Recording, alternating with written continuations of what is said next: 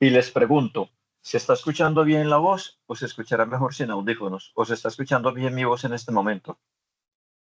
Se escucha bien, allí Se está escucha bien, escuchando profe. bien, profe. Bueno, muchachos, ok. Lo otro es...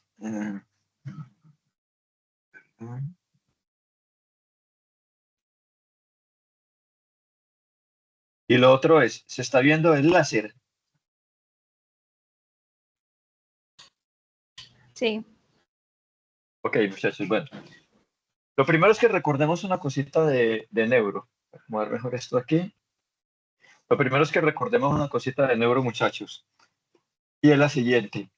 Recordamos las astas posteriores de la médula espinal, las astas anteriores, que son las motoras, las posteriores, que básicamente son sensitivas porque reciben las fibras sensitivas, las anteriores, que son los conglomerados de cuerpos neuronales, que van a generar los axones periféricos para mover ya los músculos. Entonces, muchachos, nosotros tenemos aquí lo siguiente. Vea, como me están fastidiando un poquitico los audífonos, voy a enseñar una cosa. A ver si se escucha igual sin audífonos o se escucha mejor sin audífonos. Hay audífonos. ¿Se escucha igual de que tiene el micrófono? ¿Se escucha igual de bien o se escucha mejor con audífonos? Muchachos. Igual. Antes Profe, voy se a hacer... escucha bien, igual de bien. bueno, entonces voy a hacer esto sin audífonos mejor. Es que le estorban a uno mucho. Bueno, muchachos. Entonces, recordemos que las astas anteriores están conformadas por los cuerpos de las neuronas periféricas que finalmente van a ir a conformar los nervios que van a mover los músculos.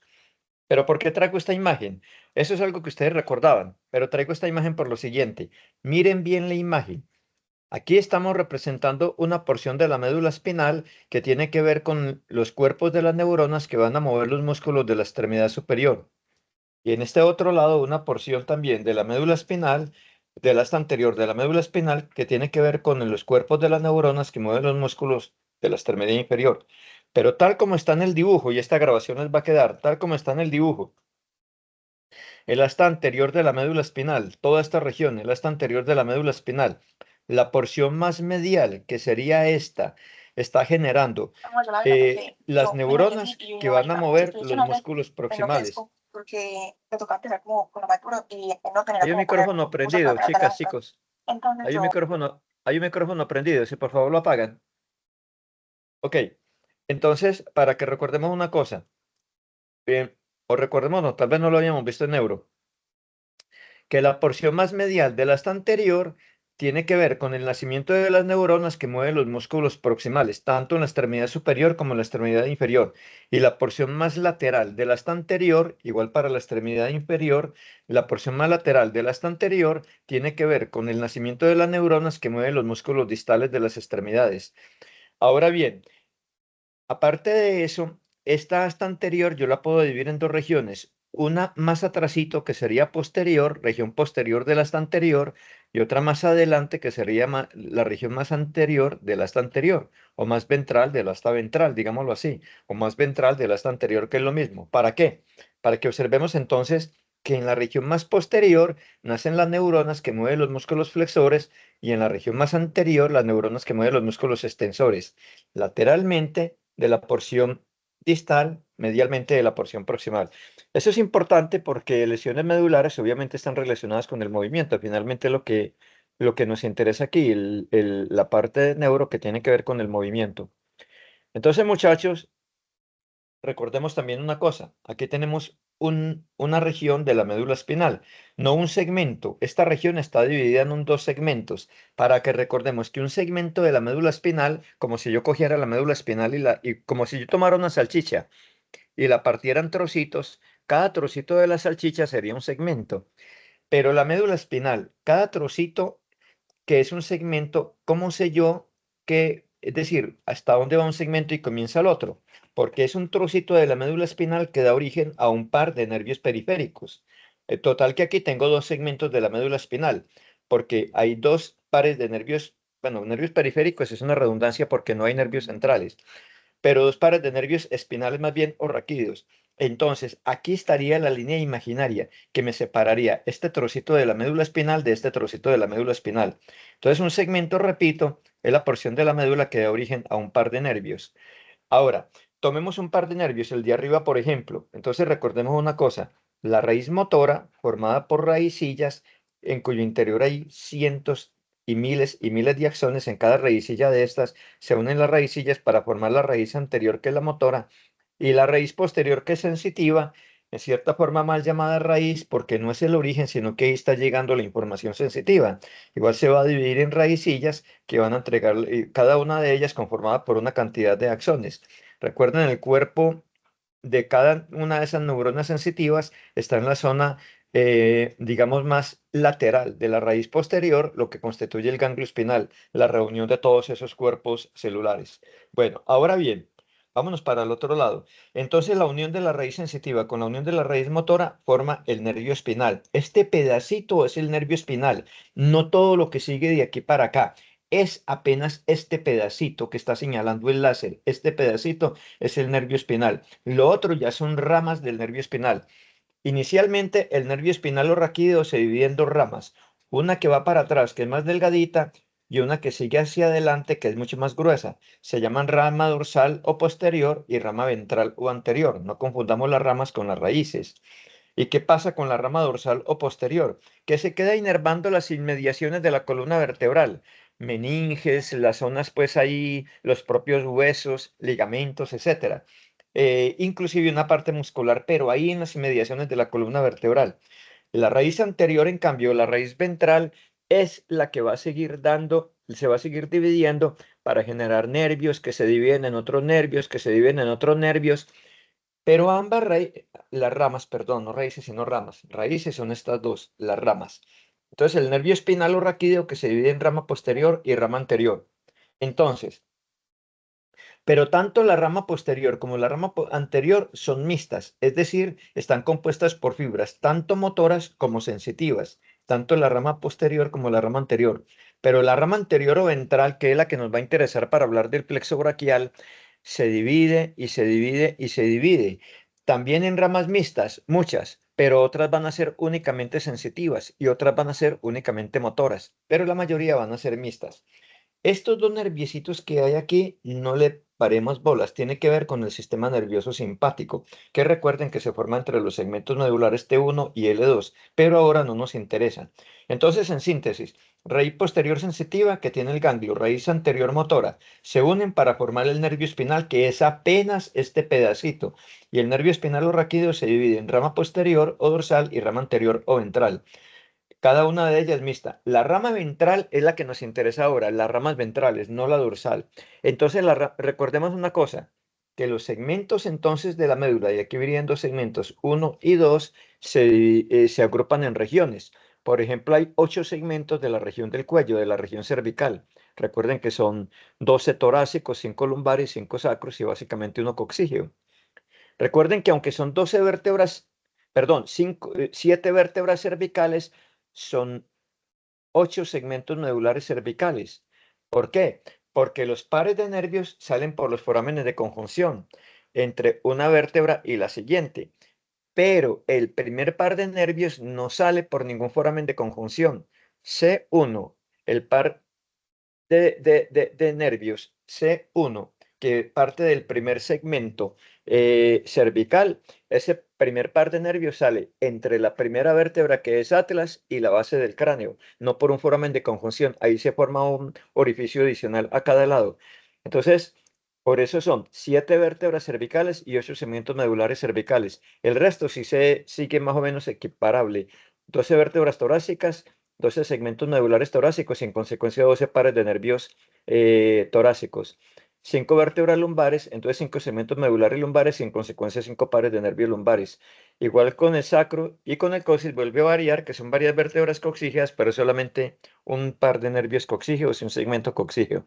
Pero bueno, quedémonos entonces con la rama anterior o ventral. Esta que hay aquí, esta que hay acá, muchachos, la rama anterior o ventral, porque es la posterior, no tiene que ver con la formación de los plexos ni braquial ni lumbosacro cuando veamos el lumbosacro. Entonces, el nervio C5, que viene del segmento medular C5, el nervio C6, que viene del segmento medular C6, el nervio C7, el nervio C8 y el nervio T1, torácico 1 o dorsal 1, son los que van a formar el plexo braquial. Repito, C5, C6, C7, C8 y T1. Un plexo es como una maraña, se mezcla una cantidad de fibras ahí y toda esa maraña forma el plexo. Entonces, primero, no se forma el plexo como tal, sino los nervios que lo van a conformar. Rama anterior, rama ventral, solo la ventral, de C5, C6, C7, C8 y T1. ¿Y qué pasa con esas ramas que van a salir por encima de van a salir por encima de la primera costilla? Y entonces, y cuando salen, van a salir atrapadas entre dos músculos, que son muy importantes y que los tenemos acá, que se llaman el músculo escaleno anterior y el escaleno medio, el escaleno anterior y el escaleno medio, escaleno anterior y escaleno medio. Entonces, hay un escaleno posterior, sí, pero está detrás del escaleno medio. No nos interesa ahora. Cuando veamos músculos del cuello, lo veremos. Ahora no nos interesa. Nos interesa el escaleno anterior y el medio. Medio, no posterior, sino medio.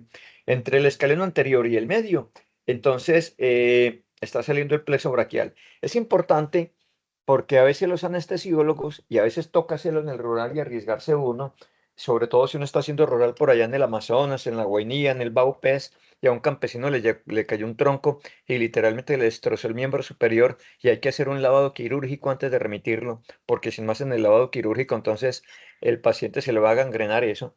Entonces, se hace una cosa que se llama el bloqueo interescalénico.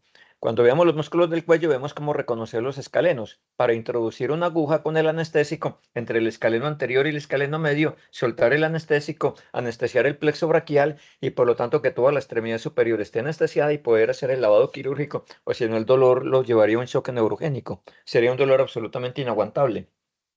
Bueno, muchachos, ¿cómo se están insertando los músculos escalenos? Pues se están insertando, como lo vemos aquí, en las apófisis transversas de las vértebras cervicales, básicamente de las vértebras cervicales inferiores en términos generales, pero de las apófisis transversas de las vértebras cervicales.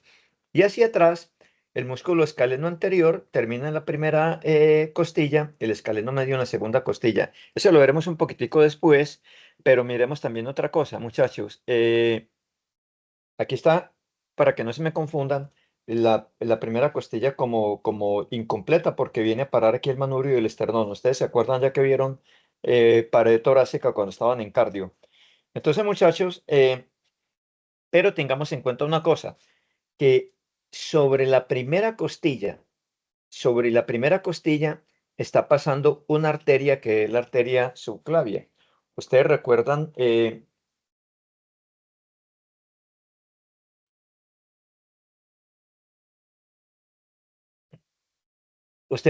muchachos, que aquí la arteria subclavia está naciendo en el lado derecho del tronco brachiocefálico. Tronco brachiocefálico que va a formar la arteria carótida primitiva y la subclavia derecha. Recuerden que la carótida primitiva y la subclavia izquierda salen directamente del callado aórtico. En el lado derecho del callado aórtico sale el tronco brachiocefálico que casi que literalmente a nivel del cuello va a dar la carótida primitiva y la subclavia izquierda. Por eso, entre otras cosas, en ciertos problemas valvulares, cardíacos, en fin, y en ciertos problemas cardíacos existe un problema que se llama el signo de Muset. No sé si se los explicarían en cardio, que si ustedes están conversando con una persona y la ven latir aquí al lado derecho del cuello. ¿Por qué? Recuerden entonces como esa parte para no desviar la clase, el signo que se llama la danza arterial de Muset.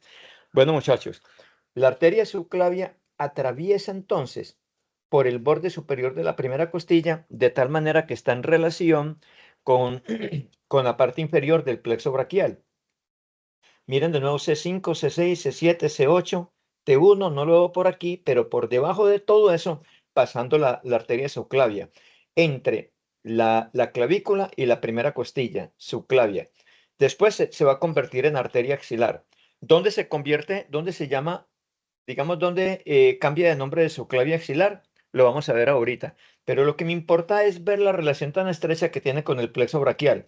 Primero, nace inmediatamente por debajo, aquí por debajo de, repito, C5, C6, C7, C8 y T1, por debajo de T1, primero, por debajo de de las ramas ventrales que van a formar el plexo braquial, que están como en un solo plano en el espacio, de arriba hacia abajo.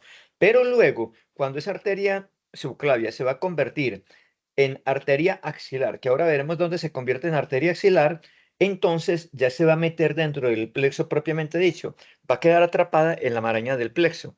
Entonces, muchachos, aquí yo quisiera que ustedes miraran una cosita, perdón. Chicos, están viendo ahí una hoja como de dibujo, muchachos. Sí, profe. Ok, entonces hagamos primero un pequeño dibujito a ver si me sale, pues, como para que entendamos entonces un poquitico mejor el plexo, porque repitiendo cositas se nos va quedando de una vez. Recuerden que mi interés es que las clases les vayan quedando grabadas de una vez. Pues no me refiero a grabadas en esta grabación, sino grabadas en la mente, porque si quedan comprendidas, ya quedan un 70% grabadas. Entonces tenemos, muchachos, aquí, esto correspondería, por decir algo, a C5, rama anterior. Esto correspondería a C6. Esto correspondería a C7. Si está saliendo ahí el dibujo, muchachos, esto correspondería a C8. Si está saliendo el Sí, dibujo, profe. bueno, y esto Sí, correspondería a señor. T1. Ok, esto correspondería a T1. En síntesis, entonces, C5, C6, C7, C8. Recuerden que aquí son 8 segmentos cervicales y T1 o D1, que sería lo mismo. Ok, muchachos, vale. Bueno, entonces, ahora sí, ¿qué pasa? Resulta que C5 y C6, después de que salen atrapados entre los músculos escaleno anterior y escaleno medio, se enamoran. Entonces C5 y C6 deciden llevar una vida juntos. Se unen, unión libre, y no se casan ni nada, sino que entran en unión libre y eh, siguen con una estructura más gruesita, que se llamaría tronco primario superior. C8 y D1 les da envidia y hacen lo mismo, entonces se unen. Entonces seguirían como tronco primario inferior, porque ya es algo mucho más grueso. C8 no se, C7 no se despabiló, entonces como quedó solito, queda yo con yo, y entonces continúa como tronco secundario medio, ¿vale? De tal manera que estos serían entonces los troncos secundarios, primarios, perdón, troncos primarios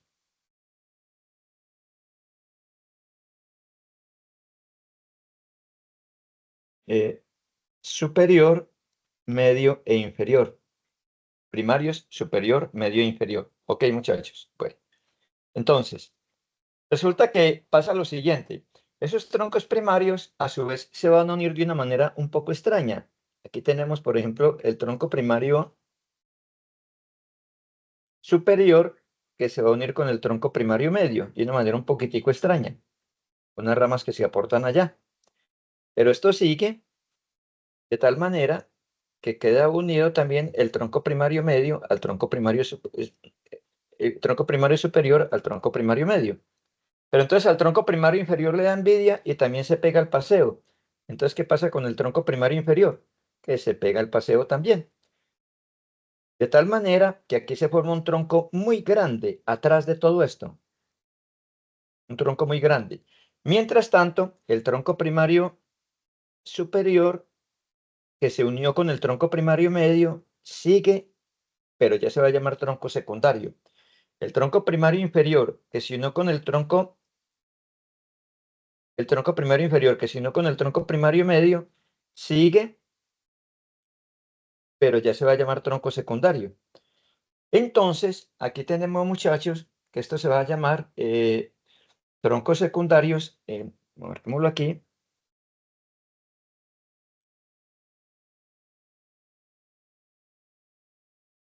eh, lateral, ay, ¿qué pasó aquí, muchachos? Lateral posterior y medial. ¿Por qué? Porque al principio los troncos primarios estaban en un solo plano en el espacio, superior, medio e inferior. Pero ustedes me están viendo ahí, muchachos, o no, o mi imagen no la están viendo.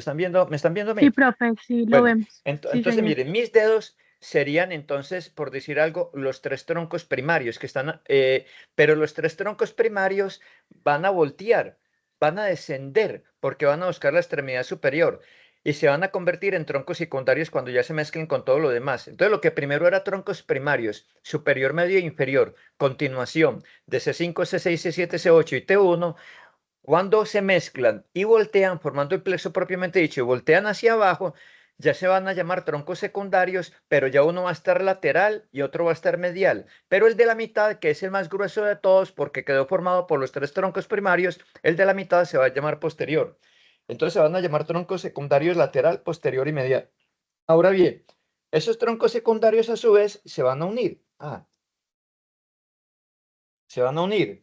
Y se van a unir de la siguiente manera. El tronco secundario lateral se va a unir con el tronco secundario medial. De tal manera que aquí va a dar un nervio especial, muy especial y muy importante, que va a estar formado entonces por una rama del tronco secundario medial y por otra rama del tronco secundario lateral. Mientras tanto, el tronco secundario lateral, las otras fibras siguen para formar otro nervio independiente.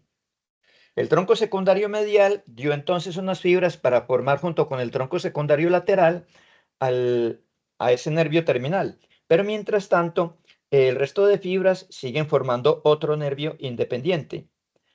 Y mientras tanto, el tronco secundario posterior, que era el más grueso de todos, entonces se va a dividir en dos nervios.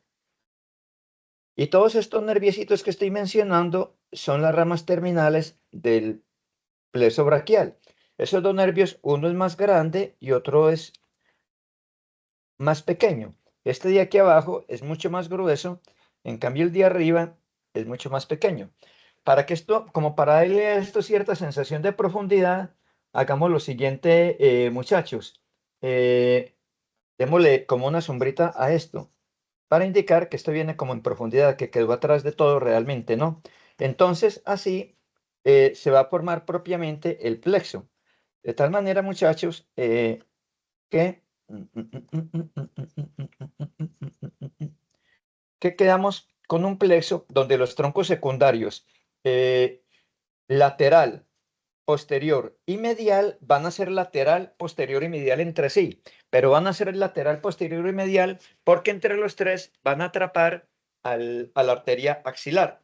Me explico. Vamos a suponer que este marcador que están viendo aquí, lo están viendo, este resaltador. Este resaltador es la arteria axilar, continuación de la arteria subclavia. Entonces aquí tengo tronco secundario lateral, tronco secundario medial y tronco secundario posterior. ¿Están viendo ahí, chicas, chicos? ¿Sí están viendo? Sí, profe. Ok, entonces lateral, medial y posterior a la arteria axilar. La arteria axilar queda atrapada dentro de todo eso, muchachos, ¿no? Bueno, esto va a dar unas ramitas. Y esas ramitas entonces van a ser las siguientes. Por decir algo,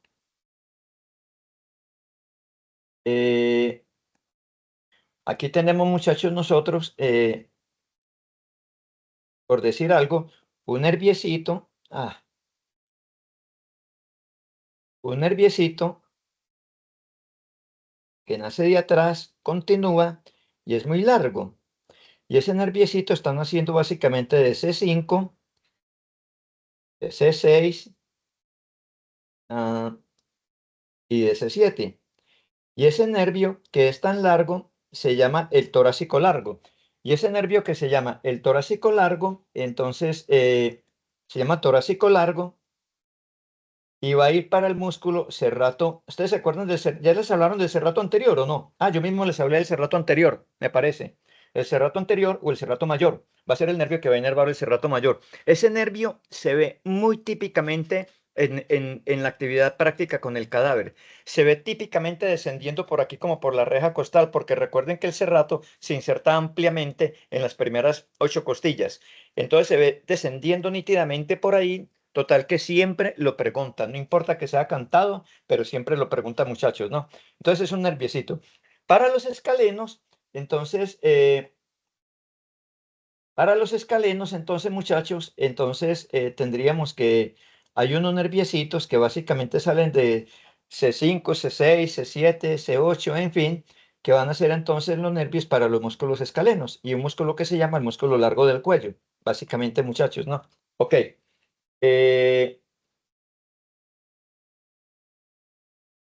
Digamos que ustedes se acuerdan del músculo supraespinoso, infraespinoso, etcétera, muchachos, ¿se acuerdan de esos musculitos? Aquí va, aquí va. Sí, profe. Bueno, pasa una cosa también, muchachos. Aquí, ustedes recuerdan que el nervio frénico sale del segmento medular C4, lo vieron en cardio, que es importantísimo, pero el nervio frénico recibe ayuda de C3 y de C2, de tal manera que aquí tenemos una ayudita del frénico una ayudita para el nervio frénico.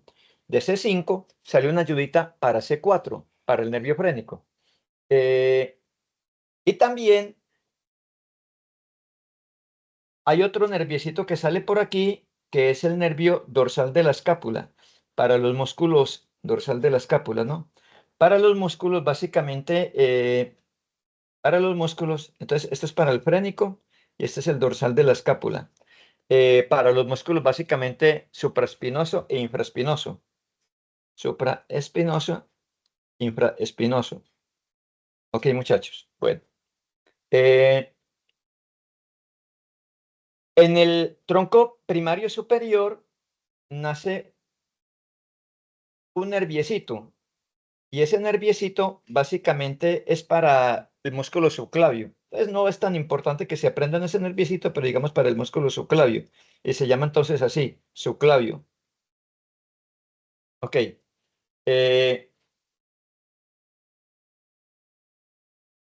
Y resulta, perdón, yo aquí me había equivocado. Voy a borrar aquí una cosita. Este nerviecito no se llama dorsal de la escápula, se llama supraescapular. Perdón, muchachos, qué pena. Supraescapular. Para el supraespinoso y el infraespinoso. Y el dorsal de la escápula, ahora sí, el nervio dorsal de la escápula nace de aquí. Perdón, pues ahí el errorcito, disculpen. El dorsal de la escápula nace de acá y ese dorsal de la escápula, ustedes se acuerdan, muchachos, ¿a ustedes les hablaron de dorso ya? Dorsal de la escápula. ¿Les hablaron de dorso o no? Chicas, chicos. Chicas, chicos, ¿les hablaron ya de músculos de dorso o todavía no?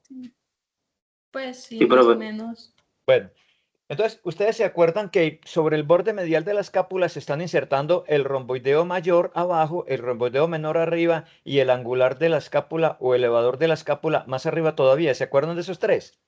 Ese dorsal de la escápula va a ser entonces para el angular del omóplato, o sea, el elevador de la escápula, que es lo mismo. Mejor dicho, pongámoslo entonces en nomenclatura internacional, el elevador de la escápula. Los músculos romboideos, esto es un rombo y esto es otro rombo mayor y el menor, que es el de arriba, perdón, romboideo menor y romboideo mayor, ¿vale? Entonces, el dorsal de la escápula para esos tres musculitos. Listo, muchachos. Bueno, ahora bien, entonces en el tronco secundario lateral, un nerviecito y en el tronco secundario medial, otro nerviecito. Y esos dos nerviecitos van a ser lo siguiente. Esos dos nerviecitos entonces van a ser uno, es este de acá, y dos, que sería este de acá. Este nerviecito se va a anastomosar con el otro y ese arco yo lo dibujo porque es muy típico, muy bonito y generalmente se ve para que lo identifiquen en el cadáver. Y ese arco que va a anastomosar esos dos nerviecitos hacen que estos dos nerviecitos básicamente cumplan la misma función. Y la función es que estos nerviecitos que se llaman pectoral lateral y pectoral medial van a inervar a los músculos pectoral mayor y menor. Músculos pectoral mayor y menor, mayor y menor. Ok, muchachos. Bueno, el tronco secundario posterior va a dar entonces, muchachos, las siguientes ramitas. Va a dar básicamente tres ramitas, esta de acá y una de la mitad. La de la mitad es un nervio muy importante, es un nervio que va a descender, va a ser largo también, y ese nervio va a llegar al dorso, y ese nervio largo que va a llegar al dorso va a inervar un músculo muy importante del dorso, que es el latísimo del dorso. Recuerden, latísimo del dorso en nomenclatura internacional, dorsal de la escápula en nomenclatura tradicional, pero también dorsal de la escápula se acepta sin ningún problema el nombre, dorsal de la escápula o latísimo del dorso. Dorsal de la escápula, no, ay muchachos, qué pena. No sé por qué, como estaba estresado por lo de ahora, cuando yo estoy estresado comienzo a hablar barbaridades. Qué pena, muchachos. Eh, qué pena, qué pena, qué pena. Dorsal ancho, no dorsal de la escápula, sino dorsal ancho. ¿Se acuerdan del dorsal ancho, que es un músculo superficial en el dorso? Muy grande, muy amplio. Dorsal ancho o latísimo del dorso. Lato en latín es ancho, de tal manera que decir latísimo del dorso es como decir anchísimo del dorso. Ese es el nombre en nomenclatura internacional. Entonces, este nervio se va a llamar el tóraco dorsal, que va a ir para el músculo dorsal ancho o latísimo del dorso. Como a mí me gusta más la nomenclatura internacional, pongamos la abreviatura en nomenclatura internacional. Latísimo del dorso, latísimo del dorso, o dorsal ancho, que sería lo mismo. El nervio se llama tóraco dorsal. Y al lado y lado del nervio tóraco dorsal, entonces un par de nerviecitos que se van a llamar el subescapular superior, que sería este, porque está más arriba, y el subescapular inferior, que sería el otro. Entonces, muchachos, subescapular superior y subescapular inferior. ¿Para qué? Para los músculos subescapulares ambos.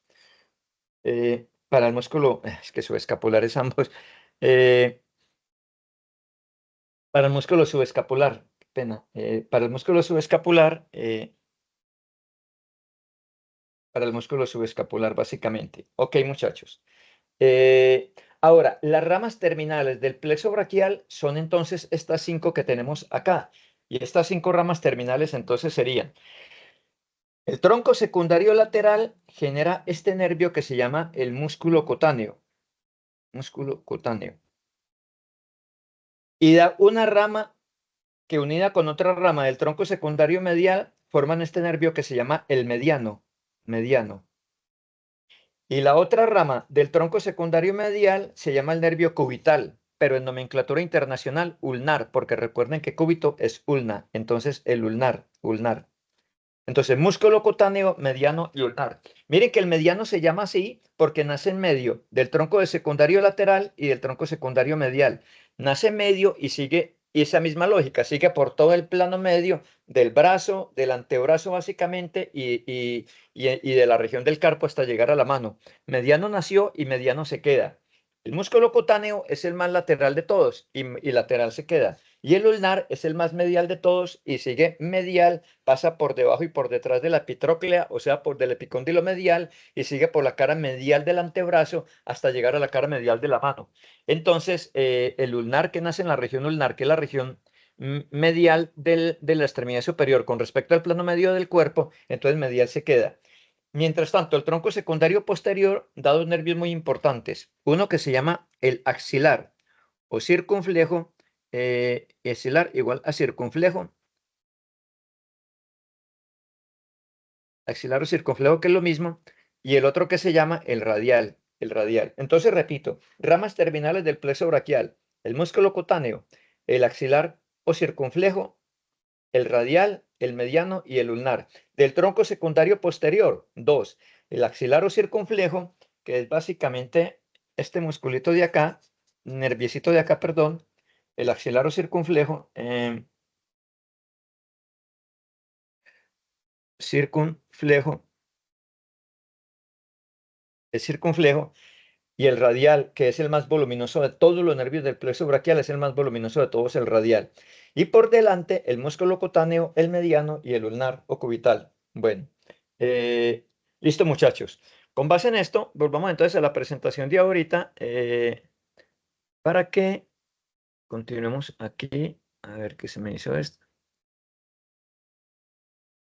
Ok, estamos de nuevo en la presentación, ¿cierto, chicas y chicos? Sí, muchachos. Sí, profe. Sí, Ok, sí, profe. puntero láser. Entonces, ¿qué estamos viendo nosotros aquí?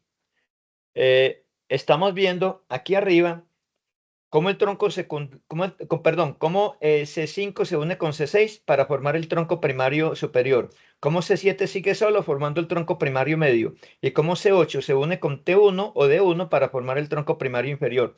Y luego cómo se unen los tres para formar los troncos secundarios. Y aquí tenemos el tronco secundario lateral, tronco secundario posterior atrás y tronco secundario medial. Y miren cómo el tronco secundario lateral da una porción lateral para el nervio mediano, que se une con una porción medial del tronco secundario medial para formar el nervio mediano. Mientras tanto, el tronco secundario lateral da otras fibritas para formar el nervio musculocutáneo y el tronco secundario medial da otras fibritas para formar el nervio ulnar o cubital, ¿de acuerdo? Y por detrás, el tronco secundario posterior, que no estamos viendo aquí cómo, va a formar finalmente el nervio radial, que es más grueso, y el nervio circunflejo, que es más delgadito y más superior. Es lo mismo que estamos viendo básicamente entonces aquí, muchachos, ¿no? Miren cómo el tronco secundario lateral, el tronco secundario medial y por detrás el tronco secundario posterior están cubriendo entre sí a la arteria axilar. Ya no es subclavia, más o menos hasta este nivel deja de ser subclavia, a nivel del borde de la primera costilla, y de ahí se va a llamar arteria axilar. Más o menos entre el borde de la primera costilla, el borde superior de la primera costilla, superior de la primera costilla, ahí deja de llamarse arteria subclavia y se llama arteria axilar. Y la arteria axilar queda atrapada por el tronco secundario lateral, que es lateral a la arteria axilar. Tronco secundario medial, que es medial a la arteria axilar, y tronco secundario posterior, que no lo estamos viendo aquí, que es posterior a la arteria axilar. El tronco secundario lateral genera unas fibras que van a formar el nervio musculocutáneo y otras fibras que unidas con las fibras que proceden del tronco secundario medial generan el nervio mediano. Mientras tanto, otras fibras del tronco secundario medial siguen solitas formando el nervio ulnar o cubital. Entonces, básicamente es lo que teníamos nosotros aquí, el dibujito que yo había hecho. Ah, pero aquí hay una cosa muy importante, muchachos. Repito, C5, C6, C7, C8 y T1 forman el plexo braquial. Tronco secundario superior, medio y posterior, y luego tronco primario superior, medio y posterior, y luego tronco secundario lateral, posterior y medial, que lo llaman cordones, pero da lo mismo. Troncos secundarios lateral, posterior y medial. Ok, muchachos. Y esto que hay aquí es cuando se forma el plexo propiamente dicho, o mejor dicho, desde que se comienzan a unir las ramas ventrales de C5, C6, C7, C8 y T1. Pero bueno, muchachos, entonces, miren que el límite abajo sería la primera costilla, que es más o menos horizontalizada, no puesta en disposición vertical como las otras, sino horizontalizada. O sea, este sería el borde superior, que realmente es un borde interno, y este es el borde inferior, que realmente es un borde externo de la primera costilla, porque es más bien un poco horizontalizada. Ok, muchachos, entonces, ¿qué reconocemos aquí? El nervio torácico largo, básicamente, el que les había mencionado. Digamos así, importantes el nervio pectoral mayor y pectoral menor, perdón, pectoral lateral y pectoral medial para los músculos pectoral mayor y menor, el arco que los une, del tronco secundario posterior en la mitad, está saliendo el nervio toracodorsal, que va a inervar el músculo dorsal de la escápula o latísimo del dorso, y contorneado o rodeado por los nervios subescapular superior y subescapular inferior, que van para el músculo subescapular. ¿Vale? Ah, y aquí se me había olvidado otros dos nerviecitos del tronco secundario medial. Un nerviecito que va a ir a parar al brazo, a la cara interna del brazo, pero para inervarlo sensitivamente. Y otro nerviecito que va a ir a parar a la cara interna del antebrazo, pero para inervarlo sensitivamente. Y por lo tanto se llaman braquial, cutáneo interno y antebraquial cutáneo interno, porque ambos van a inervar la cara interna del brazo y del antebrazo. Braquial cutáneo interno, cara interna del antebrazo, es sensitivo. Antebraquial cutáneo interno, cara interna del antebrazo, es sensitivo.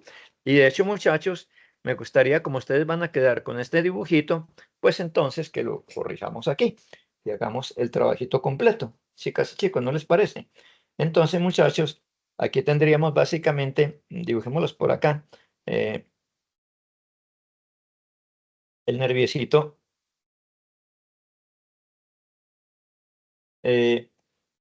braquial cutáneo interno y antebraquial cutáneo interno. Repito, para inervar sensitivamente la cara interna del brazo y para inervar sensitivamente la cara interna del antebrazo. Son muy importantes. Eran los dos que básicamente me faltaban, ¿no? Ok, muchachos. ¿Cómo hago para devolverme? ¿Cómo me devolví yo ahora de aquí? Qué raro. Muchachos. Perdón, perdón. Bueno, va a tocar cerrar aquí por lo que veo. Cerremos esto para que quede aquí. Ok, muchachos, bueno. Listo, braquial cutáneo interno y antebraquial cutáneo interno. Listo. Continuamos aquí entonces a ver qué vemos. Ay, esto no quiere pasar. ¿Qué le pasó a esto?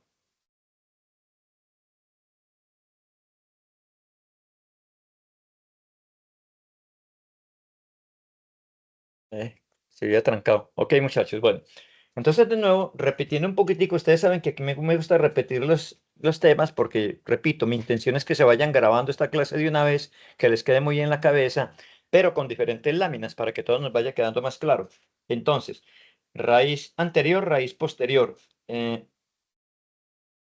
Opciones del puntero, raíz posterior, raíz anterior, posteriores y anteriores, que van a formar rama, el nervio espinal y el nervio espinal van a formar la rama posterior, que es esta chiquitica de aquí, que no nos interesa ahora, y la rama anterior o ventral, que es esta. Entonces, rama ventral de C5 se une con la de C6, C7 sigue solita, C8 con T1 para formar troncos primario, superior, medio e inferior, que se unen entre sí para formar tronco secundario y lateral, posterior y medial. Lateral, posterior y medial a la arteria axilar.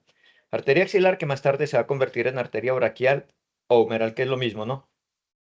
El tronco secundario posterior, como es el que recibe más fibras de los tres troncos primarios, va a ser el más grueso de todos y va a generar entonces el nervio musculocutáneo y el nervio radial, que va a ser el más grueso de todos. Nacen atrás y atrás se quedan. Tronco secundario lateral, que va a generar el nervio musculocutáneo y una rama para el nervio mediano. Tronco secundario medial, que va a generar el nervio ulnar cubital y una rama para el nervio mediano, que nace mediano y mediano se queda. Siguen esa misma lógica. El nervio ulnar es el más medial de todos y medial se queda. Y el nervio musculocutáneo es el más lateral de todos y lateral se queda. Eso sigue cierta lógica. Pero había dicho que aquí se me había olvidado algo y es lo siguiente. Esto correspondería entonces a C4. Y aquí tendríamos nosotros a T2, que no está por aquí. Miren que el plexo braquial recibe una ayuda de C4. Fibras que proceden de C4. Sin embargo, el plexo braquial legalmente se conforma de C5 a T1, pero recibe ayuda de C4, pero también recibe ayuda de T2 o de D2. ¿Ok? Entonces resulta, muchachos, que una persona puede matarse entrenando para jugar ping-pong porque le encanta el ping-pong. Y juega y juega y juega y juega. Y de pronto llega alguien que entrena mucho menos y le da una pela tremenda. ¿Cómo es eso si esta persona ama tanto el ping-pong? Y entrena 10 horas diarias ping-pong? ¿Por qué no quiere la misma habilidad que alguien que entrena menos, más desorganizadamente y que le da una pela muy fácil? Por una razón muy sencilla. Cuando las fibras que proceden de C5 para alimentar en general el plexo braquial son más abundantes que las que proceden de T1 para alimentar por debajo el plexo braquial, el plexo se llama prefijado. Cuando pasa lo contrario, cuando es mucho más abundante la cantidad de fibras que proceden de T2 para apoyar a T1 y alimentar la parte de abajo del plexo braquial, que las fibras que proceden de C4 para alimentar a C5 y apoyar la parte de arriba del plexo braquial, entonces el plexo se llama posfijado. Siempre hay ayuda de C4 y de T2, pero si son más las fibras que vienen de C4, plexo prefijado. Si son más las fibras que vienen de T2, plexo posfijado. Si es un plexo prefijado, esta parte de arriba va a tener mucho más fibras nerviosas. Si es un plexo posfijado, esta parte de abajo es la que va a estar más reforzada. Entonces, como esos nervios terminales van a ir a inervar diferentes músculos, uno puede adquirir la habilidad para un juego como el ping-pong si el plexo es prefijado o posfijado. No me pregunten si en el caso del ping-pong el plexo es más bien prefijado o posfijado, porque no es ese dato. Pero lo cierto del caso es que hay habilidades que se desarrollan mucho más mejor con un plexo prefijado y habilidades que se desarrollan mucho mejor con un plexo posfijado. ¿De acuerdo, muchachos? Qué rico uno saber si tiene un plexo prefijado o posfijado para por ejemplo, tener claro a qué deporte se dedicaría en la vida. Deportes pues que tienen que ver con la extremidad superior o a qué manualidades se dedicaría en la vida, y eso sería bacano. Bueno, muchachos, entonces ahora sí, vamos entonces. Preguntas hasta aquí, chicas, chicos, o comentarios, preguntas o comentarios, chicas, chicos. Preguntas o comentarios. A ver, no hay ninguna pregunta ni ningún comentario.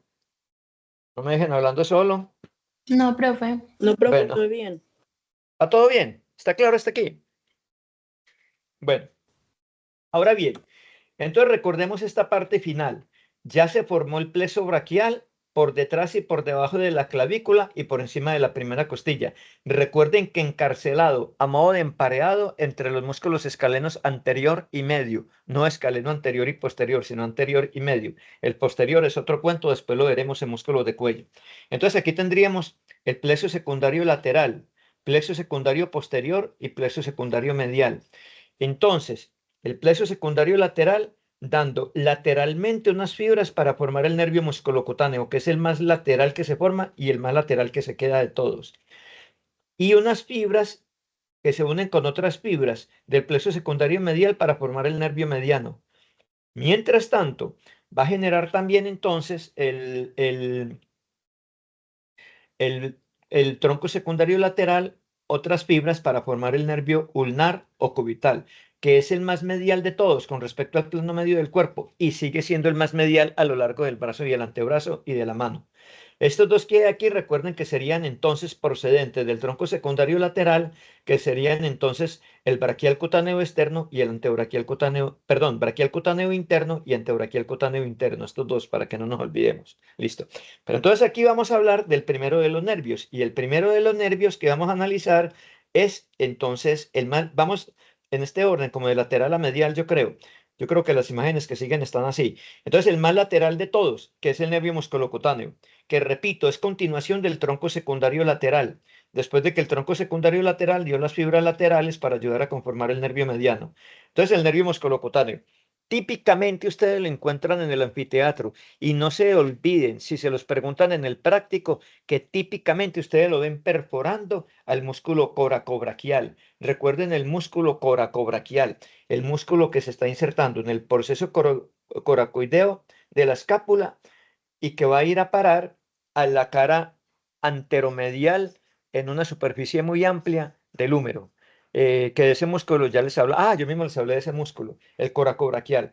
Entonces, ese nervio que es el músculo cutáneo inerva todos los músculos y no comparte esa inervación con nadie. Todos los músculos de la región anterior del brazo.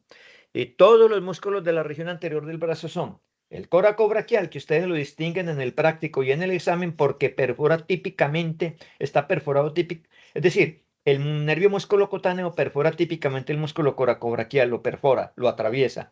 Entonces el coracobraquial inerva el músculo coracobraquial.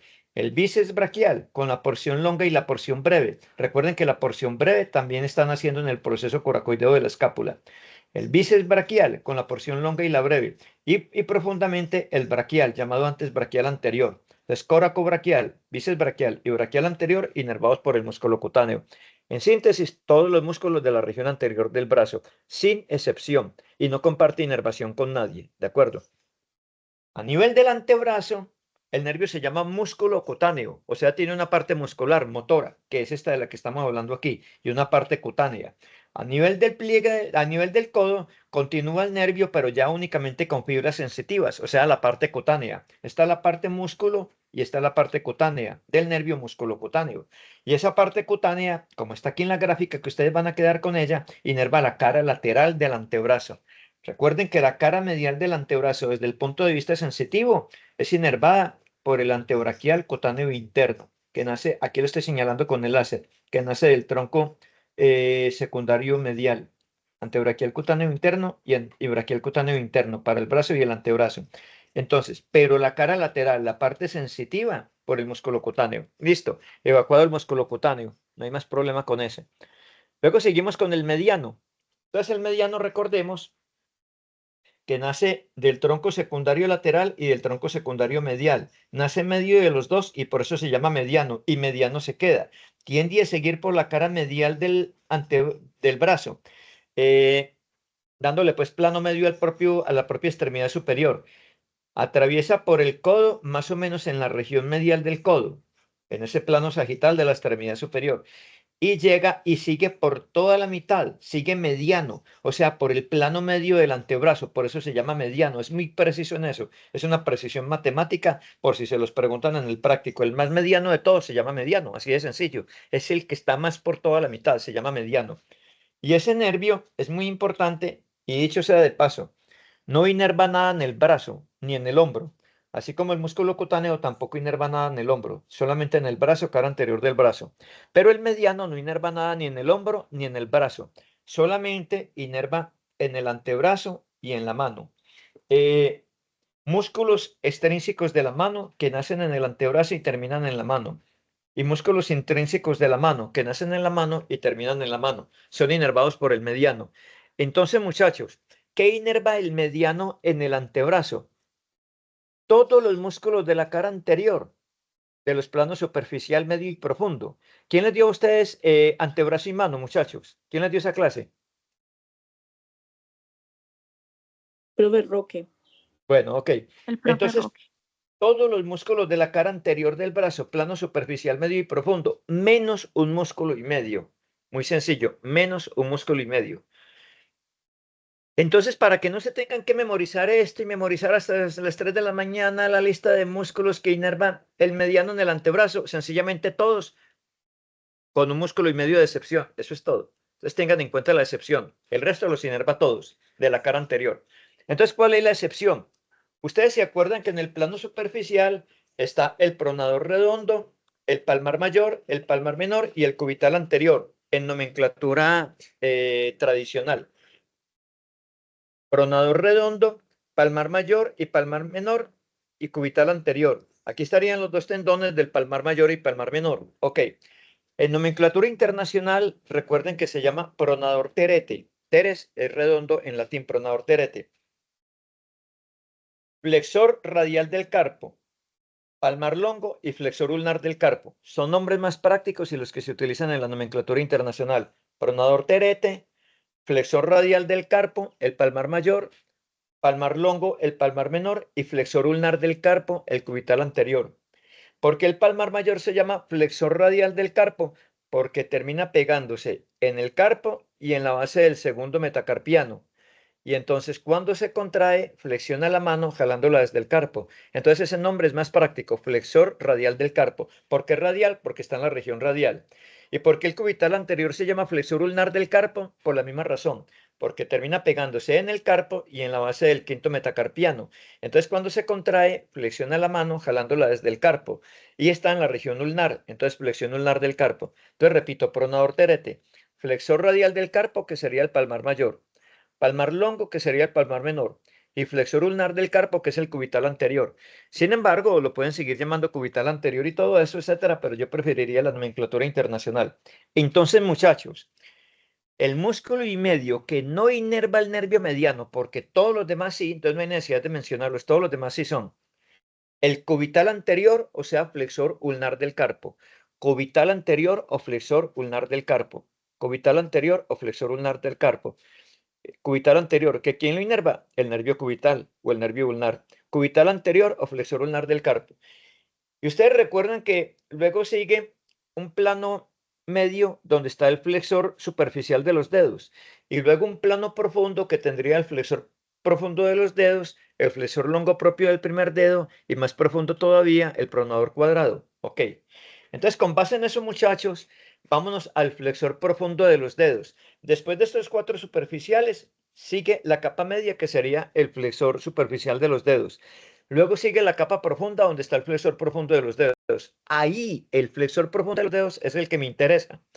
El flexor profundo de los dedos, al igual que el flexor superficial de los dedos, su tendón se va a dividir en 4 tendones para ir a parar a los 4 últimos dedos. tanto el flexor superficial como el profundo, para flexionar los 4 últimos dedos.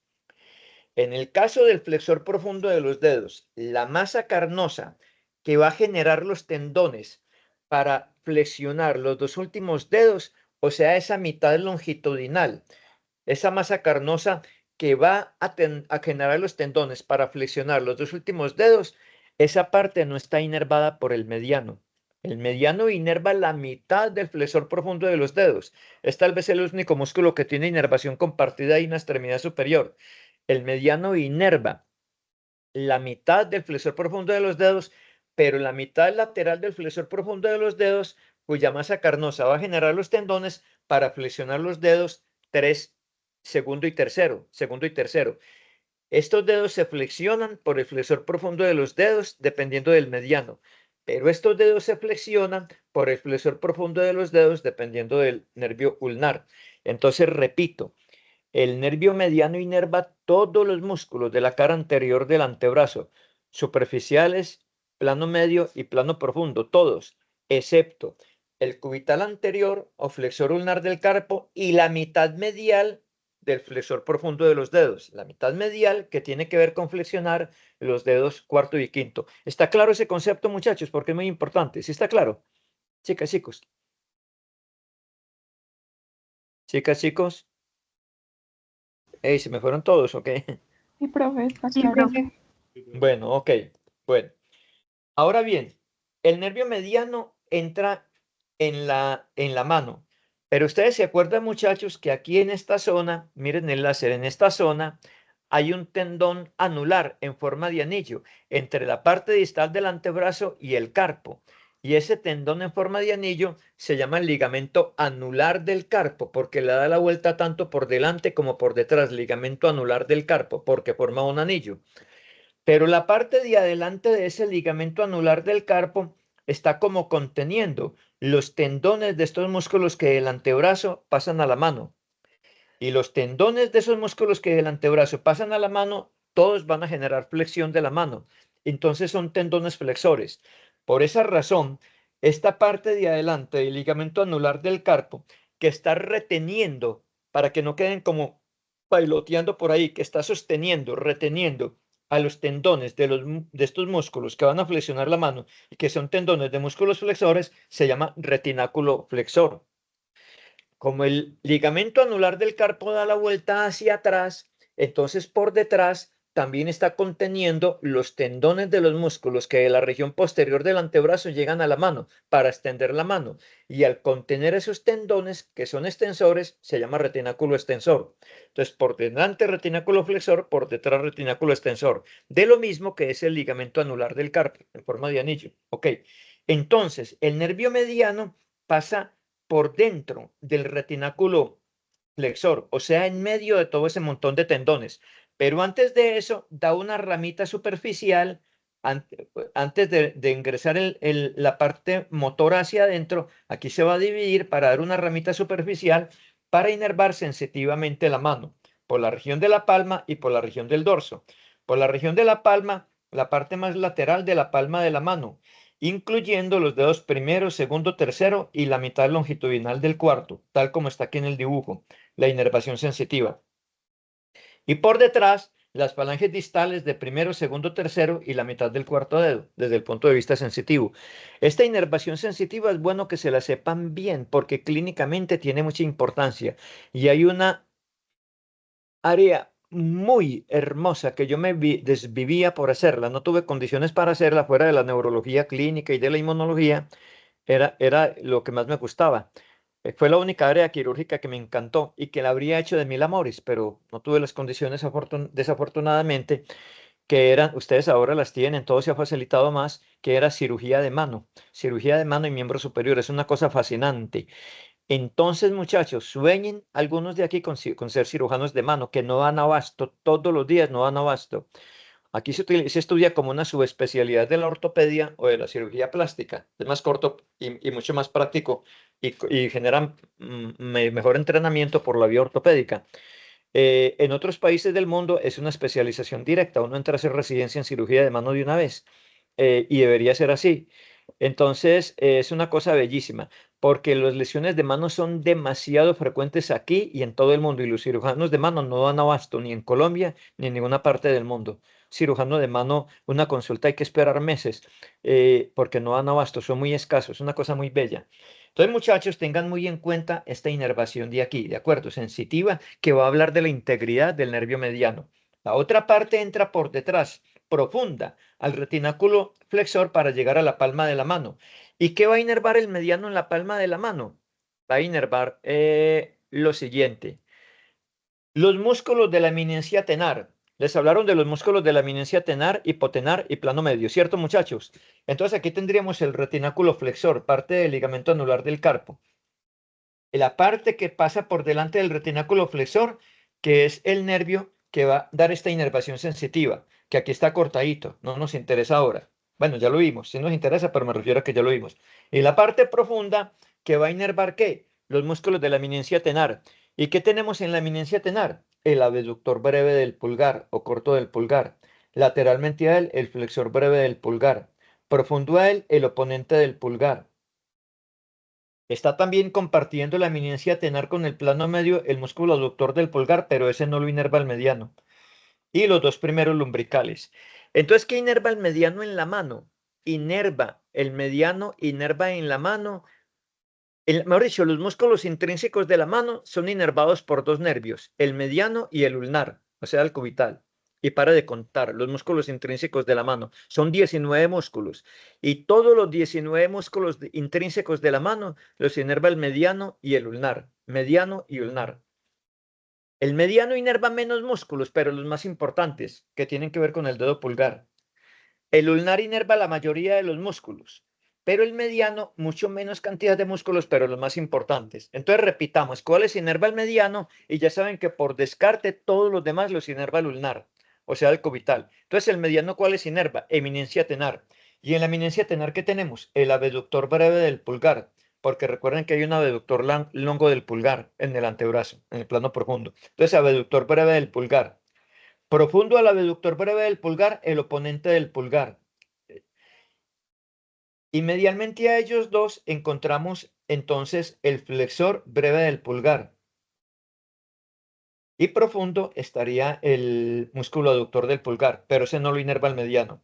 Entonces, y los dos primeros lumbricales. Entonces, repito, ¿qué inerva el mediano en la mano? En la eminencia tenar, abductor breve del pulgar, oponente del pulgar, y medial a ellos dos, con respecto al plano medio del cuerpo, bueno, y también de la extremidad superior, el flexor breve del pulgar y los dos primeros lumbricales. Repito, abductor breve del pulgar, oponente del pulgar, flexor breve del pulgar y los dos primeros lumbricales. Todo el resto de los 19 músculos de la mano los inerva el ulnar. Pero resulta, muchachos, que esto es muy importante, esto no es filigrana, que el flexor breve del pulgar tiene dos fascículos. ¿Están viendo aquí mis dos dedos? Alguien que me diga rápido y no esperemos tanto. ¿Están viendo aquí mis dos dedos, Sí, muchachos? profe. Ok, Sí, bueno. sí, El profe. flexor breve del pulgar tiene dos fascículos. Dos haces, digámoslo así. Uno superficial y uno profundo. Superficial y profundo. Por aquí estaríamos viendo obviamente el superficial. El profundo está más debajito, como si fuera una pinza de depilar. Entonces esta sería la parte de arriba de la pinza y la parte de abajo sería la parte profunda. Entonces aquí viene esto, a que el mediano inerva el flexor breve del pulgar, pero el fascículo superficial, no el profundo, solamente el superficial.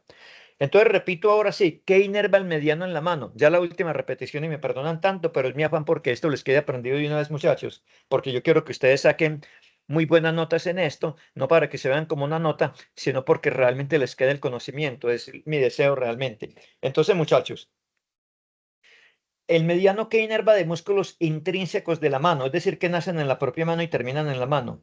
Entonces, inerva músculos de la eminencia tenar, que serían el abductor del pulgar, profundo a él, el oponente del pulgar.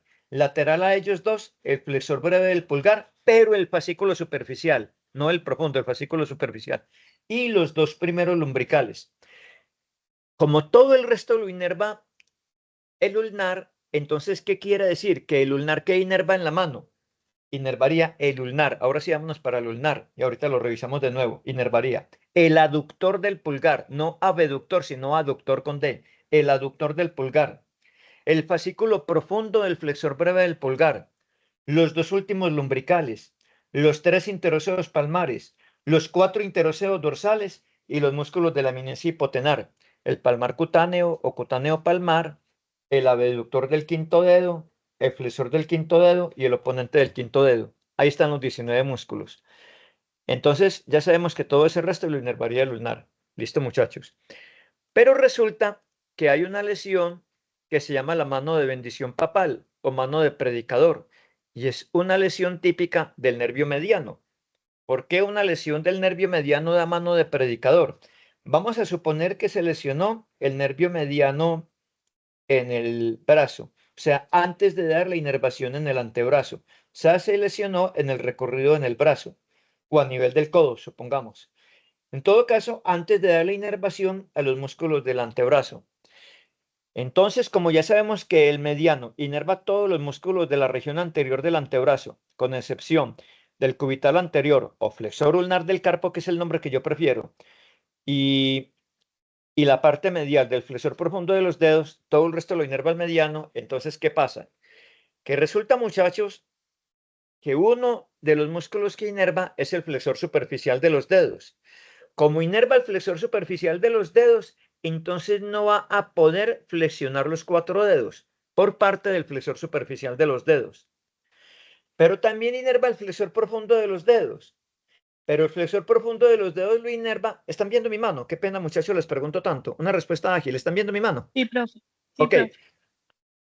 Entonces inerva el flexor superficial de los dedos y por lo tanto por parte del flexor superficial de los dedos no podría flexionar ninguno de los 4 últimos dedos, quedarían extendidos porque prima el tono extensor de los músculos extensores, obviamente. Listo. Pero también inerva el flexor profundo de los dedos, solo que del flexor profundo de los dedos inerva la parte muscular que tiene que ver con la flexión de los dedos segundo y tercero, no cuarto y quinto. Los dedos cuarto y quinto, por parte del flexor profundo de los dedos, está inervado por el nervio ulnar. Ahora, como el nervio ulnar está bueno, eso quiere decir que ustedes le piden al paciente que empuñe la mano. Entonces, el paciente, estos 2 dedos, no los puede flexionar para empuñar la mano. No los puede flexionar porque los flexionaría el flexor superficial de los dedos que está inervado por el mediano y la parte lateral del flexor profundo de los dedos que está inervada por el mediano. Entonces no puede flexionar estos 2 dedos. Pero estos 2 dedos sí los puede flexionar, porque si bien el flexor superficial de los dedos, que también jala estos 2 dedos, está inervados por el mediano, no lo puede mover, el flexor profundo de los dedos, esta parte medial, con respecto al plano medio, esta parte medial del flexor profundo de los dedos que genera los tendones para flexionar estos 2 dedos, sí los puede mover porque son por el nervio ulnar o cubital que está bueno. Entonces, cuando ustedes le dicen al paciente que empuñe la mano, lo que queda es esta posición, que es cuando el Papa está dando una bendición, que suele flexionar los dedos cuarto y quinto, o los obispos también en las procesiones, y da la bendición, y esto se llama mano en bendición papal o mano de predicador. ¿Está claro la mano de predicador en qué consiste, chicas, chicos? ¿O hay alguna duda? ¿O está claro? Sí, profe. Bueno, claro. ok. Pero resulta que aquí, ¿qué tenemos? Aquí tenemos un corte medio tenebroso como para una película de terror ahora que estamos en octubre. Pero bueno, en esta película de terror, ¿qué tenemos nosotros? La piel, miren el láser, la piel, obviamente en amarillito, el tejido celular subcutáneo. Y aquí tendríamos el retináculo flexor, que recuerden que es parte del ligamento anular del carpo, que da toda la vuelta, pero que por detrás se llama retináculo extensor porque contiene los tendones cortados aquí a través de los músculos extensores, pero por delante los tendones cortados aquí a través de los músculos flexores que van del antebrazo al brazo. Entonces este sería el retináculo flexor y este sería el carpo. Recuerden que los huesos del carpo por delante forman como una especie de canoita, un canal, un túnel. Ese túnel se llama el túnel del carpo y el techo de ese túnel del carpo sería el retináculo flexor. Ahora bien, como aquí está el nervio mediano metido entre todos estos tendones, si por alguna razón este espacio se reduce por un edema, porque se engrosa de pronto esta capa del retináculo flexor, que por algunas razones se engrosa en episodios un poquitico adelantados de la vida, por ejemplo, en las mujeres después de la menopausia, etcétera. Que se engrose este retináculo flexor, etcétera, y etcétera, apretaría más, comprimiría estos tendones que comprimirían el nervio mediano. Y como comprimen el mediano se vuelve disfuncional. Y como se vuelve disfuncional, entonces el mediano no enviaría adecuadamente la inervación para los músculos que dijimos que inervan la mano, que repetimos, son el abductor breve del pulgar, el oponente del pulgar que está profundo a él, el fascículo superficial del flexor breve del pulgar y los dos primeros lumbricales. Por lo tanto, esos músculos se atrofiarían porque el nervio mediano no se partió, no se cortó, pero apretado se vuelve disfuncional, entonces no transmite adecuadamente información eléctrica y por lo tanto el paciente típicamente se comienza a atrofiar la eminencia tenar. Pero como nosotros necesitamos el pulgar para agarrar objetos, entre el pulgar y el segundo dedo, el pulgar y el tercero, etcétera, para agarrar objetos, entonces los objetos se comienzan a caer de la mano.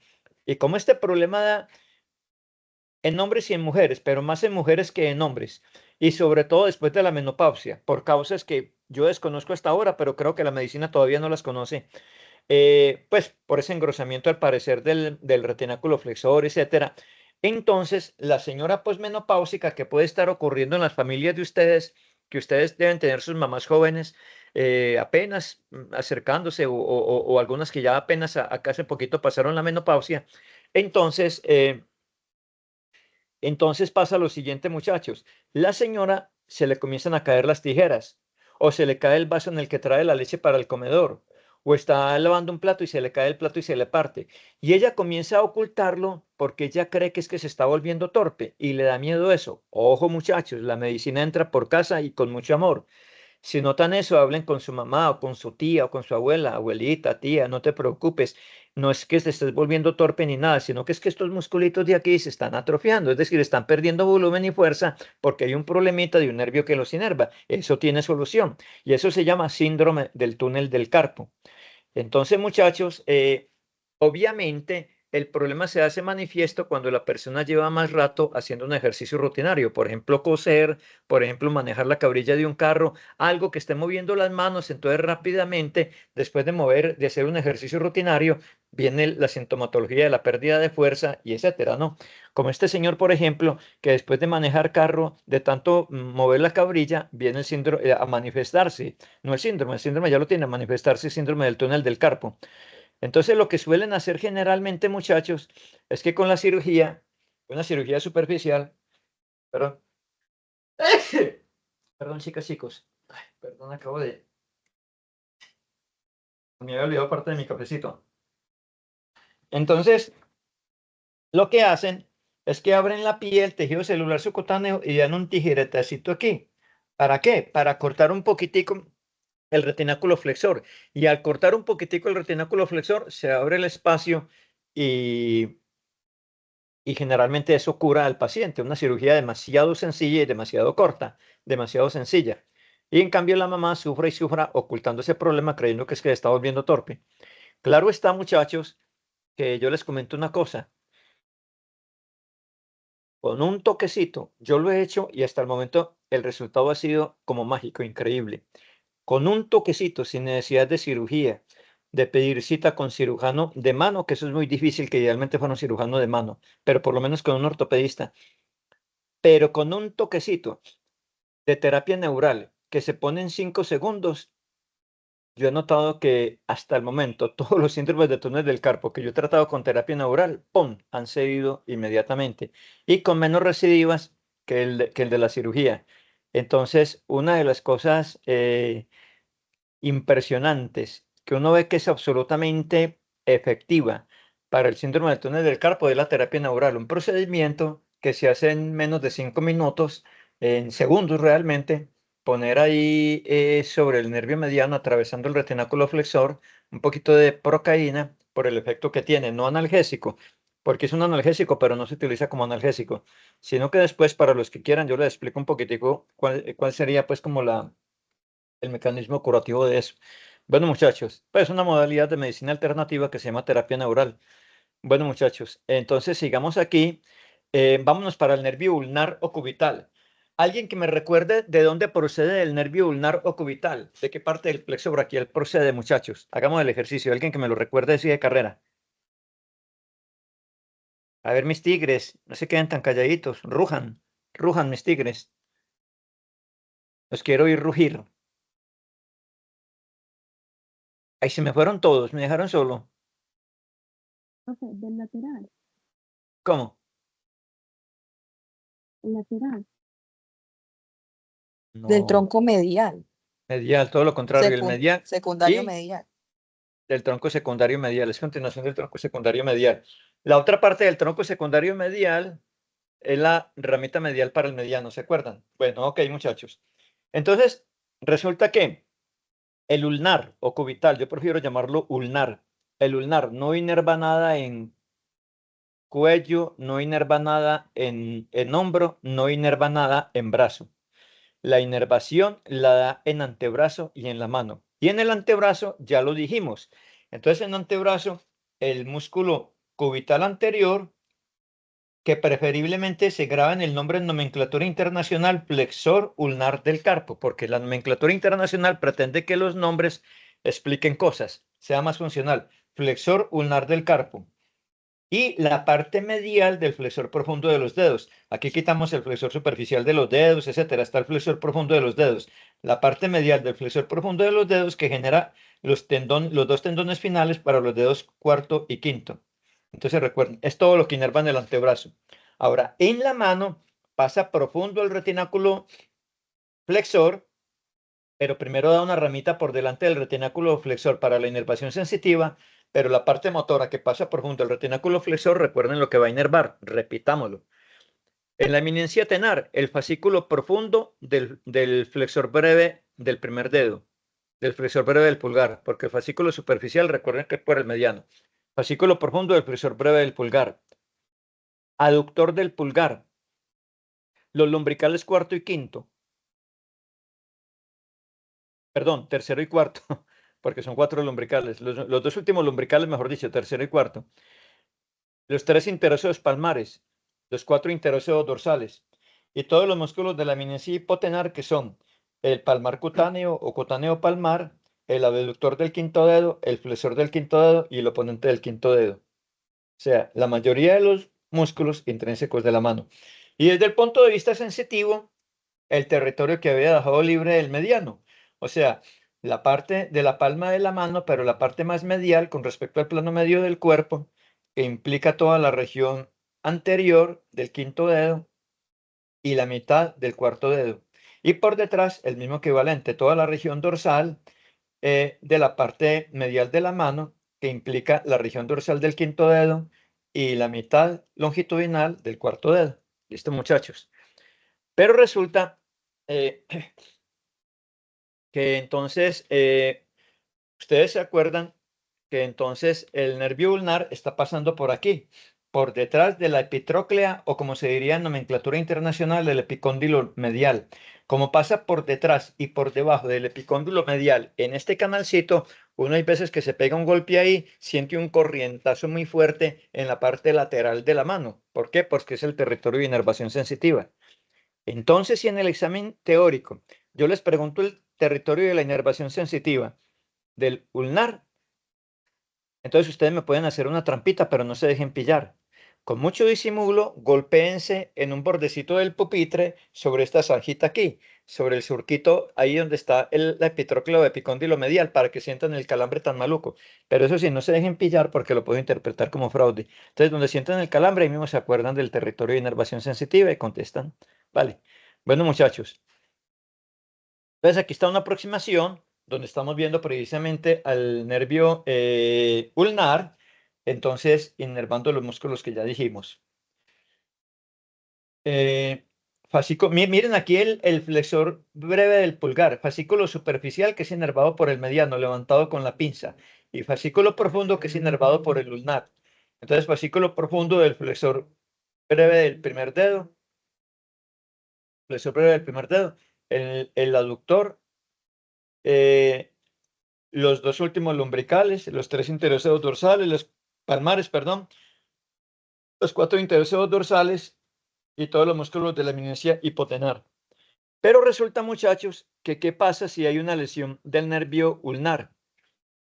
Entonces, supongamos una lesión del nervio ulnar, pero por aquí en el brazo o en el codo, es decir, antes de que inerve los músculos del antebrazo, que repito serían la, digamos, la porción medial del flexor profundo de los dedos y el cubital anterior o flexor ulnar del carpo. O puede ser inclusive aquí, pero en todo caso, al tirarse la inervación de todo ese montón de músculos que inervan la mano, generaría algo que se llama mano en garra cubital o mano en garra ulnar. ¿Y por qué mano en garra? Por una razón. ¿Se acuerdan que dijimos que el ulnar inerva los tres interoseos dorsales? Los tres interoseos palmares y los cuatro interoseos dorsales y los dos últimos lumbricales. Pues resulta, muchachos, que tanto los cuatro lumbricales como los tres interoseos palmares como los cuatro interoseos dorsales hacen este movimiento. Entonces, flexión de las articulaciones metacarpofalángicas. O sea, aquí, mi mano, flexión de las articulaciones metacarpofalángicas. O sea, entre los metacarpianos y las falanges proximales. Y extensión de las interfalángicas. Básicamente, sobre todo la interfalángica entre la primera y la segunda falange. Entonces, esto hace los cuatro lumbricales, los tres interoseos palmares y los cuatro interoseos dorsales. Si se daña el nervio ulnar, entonces se afectarían los dos últimos lumbricales, los tres interoseos palmares y los cuatro interoseos dorsales. Por lo tanto, no se puede hacer flexión metacarpofalángica y extensión interfalángica. Entonces pasa lo contrario por tono muscular, esto. Entonces hay hiperextensión, ya que no puedo hacer flexión de las articulaciones metacarpofalángicas, entonces prima el tono extensor, entonces habría extensión de las articulaciones metacarpofalángicas. Y ya que no puedo hacer extensión de las articulaciones interfalángicas, primaría la flexión. Entonces, en síntesis, habría extensión de las articulaciones metacarpofalángicas y flexión de las falanges. Y eso parece una garra. Y los dedos ligeramente separados, no del todo en abducción ni tampoco en aducción. ¿Por qué? Porque los tres interoseos palmares son aductores, aproximan los dedos. Los cuatro interoseos dorsales son abductores, alejan los dedos. Pero como se afectaron tanto los aductores, o sea, los interoseos palmares, como los abductores, o sea, los interoseos dorsales, entonces no queda ni en abducción del todo ni en flexión del todo, sino en un punto relativamente intermedio. Y todo eso parece la mano de un simio. Una mano, entonces se llama mano en garra. Y eso se llama mano en garra ulnar o mano en garra cubital. ¿Está claro por qué la mano en garra, muchachos? No para que se lo aprendan de memoria, sino que quedó claro entonces por qué la mano en garra, por qué el mecanismo de la mano en garra, chicas, chicos. Sí, señor. Bueno, ok. Listo, muchachos. Entonces nos vamos para el nervio radial. Y ustedes se acuerdan de una cosa, muchachos, que dijimos que el nervio radial nace del tronco secundario posterior. Entonces nació posterior y posterior se queda. Entonces mírenlo acá. Va hacia atrás, a la parte de atrás del brazo, o sea, a la parte de atrás del húmero, y se mete por el canal de torsión del húmero. Acuérdense del canal de torsión del húmero. Va por el fondo del canal de torsión. Miren que aquí visa para la parte de atrás del húmero y se acomoda en el fondo del canal de torsión. Ahí se está acomodando junto con una arteria que se llama la arteria humeral profunda, de tal manera que una fractura de la diáfisis del húmero podría romper el nervio radial y podría romper además la arteria humeral profunda. Gravísimas ambas cosas. Ok, muchachos. Entonces, ¿por dónde pasa para el húmero? Ustedes se acuerdan de una cosa. Aquí tenemos nosotros el triángulo humerotricipital. Está pasando por el triángulo humerotricipital. Por eso era importante tener en cuenta ese triángulo. En tanto que por el cuadrángulo humerotricipital está pasando el nervio axilar. Nervio axilar por el cuadrángulo humerotricipital, nervio axilar o circunflejo por el cuadrángulo humerotricipital y nervio radial por el triángulo humerotricipital, ambos hacia atrás. El nervio axilar, dicho sea de paso, inerva solo dos músculos, el deltoides, ni más ni menos que el deltoides, que nos responde por la abducción a 90 grados, recuerden, y que es importante para contribuir a la abducción a 180 grados, actuando pues, ya vimos ese esquema con el supraespinoso como músculo protagonista. Entonces, muchachos, por eso es tan importante el axilar. Circunflejo axilar saliendo hacia atrás por el cuadrángulo húmero tricipital, que recuerden que ese cuadrángulo está conformado por el húmero lateralmente, por la porción longa del tríceps medialmente, por el terete o redondo menor arriba y por el terete o redondo menor abajo. Ahí está el cuadrángulo húmero tricipital. Cuando el nervio sale, inerva el músculo deltoides y el terete menor, el redondo menor, el terete menor y el terete menor. Entonces son los dos únicos músculos que inerva, el deltoides y el terete menor. Por el triángulo húmero tricipital pasa hacia atrás entonces el nervio radial, que se va a acomodar en el canal de torsión. Y el nervio radial que inerva todos los músculos de la región posterior del brazo, es decir, el complejo del tríceps braquial y el ancóneo. O sea, todos los músculos sin excepción, no comparte inervación con nadie, todos los músculos de la región posterior del brazo, es decir, el tríceps braquial y el ancóneo. Aquí tenemos el ancóneo para que lo recuerden, mírenlo acá, el ancóneo. El láser, mírenlo acá, el ancóneo, ¿no? Ok. Y todos los músculos sin excepción, plano superficial y profundo, todos los músculos sin excepción de la región posterior del antebrazo, todos los de la región posterior del brazo y todos los de la región posterior del antebrazo, sin excepción, brazo y antebrazo, sin excepción, todos los músculos de la región posterior del brazo y todos los de la región posterior del antebrazo. ¿Y cuáles son los de la región posterior del antebrazo? Pues ustedes se acuerdan, muchachos, de lateral a medial, el mal llamado supinador largo, que ese nombre es horrible porque no es realmente un buen supinador para nada, simplemente llamémoslo braquiorradial, este músculo que se llamaba el primer radial externo y el segundo radial externo, que en nomenclatura internacional se llaman el extensor radial longo del carpo y el extensor radial breve del carpo, etcétera, y el resto de los músculos. El extensor de los dedos, el extensor propio del dedo índice y el cubital posterior o extensor ulnar del carpo. Bueno, y los del plano profundo, que ustedes se acuerdan que son el abductor longo del pulgar, el extensor breve del pulgar, el extensor longo del pulgar y el extensor propio del índice. Y recuerdan que, entre otras cosas, para que recuerden, todo eso está cubierto por el retináculo extensor, que es la parte de atrás del ligamento anular del carpo, que se llama así porque retiene los tendones de los músculos extensores, los contiene. Y recuerden que la famosa tabaquera anatómica de las que les debieron haber hablado está conformada entonces por los dos músculos laterales, que serían el abductor longo del pulgar y el extensor breve del pulgar, y medialmente por el extensor longo del pulgar, y que se llama tabaquera anatómica porque ahí la gente ponía las pavecitas de tabaco para preparar el tabaco. O sea que si esos músculos se hubieran descrito en la actualidad, probablemente se llamarían la periquera anatómica, porque según eso, pues fue por la función que los llamaron así. Ok, muchachos, bueno, todos esos músculos superficiales y profundos son inervados por el radial, todos, sin excepción, muchachos, todos, absolutamente todos. Entonces tenemos aquí que si hay una lesión del nervio radial en el brazo, porque por ejemplo, un segundito.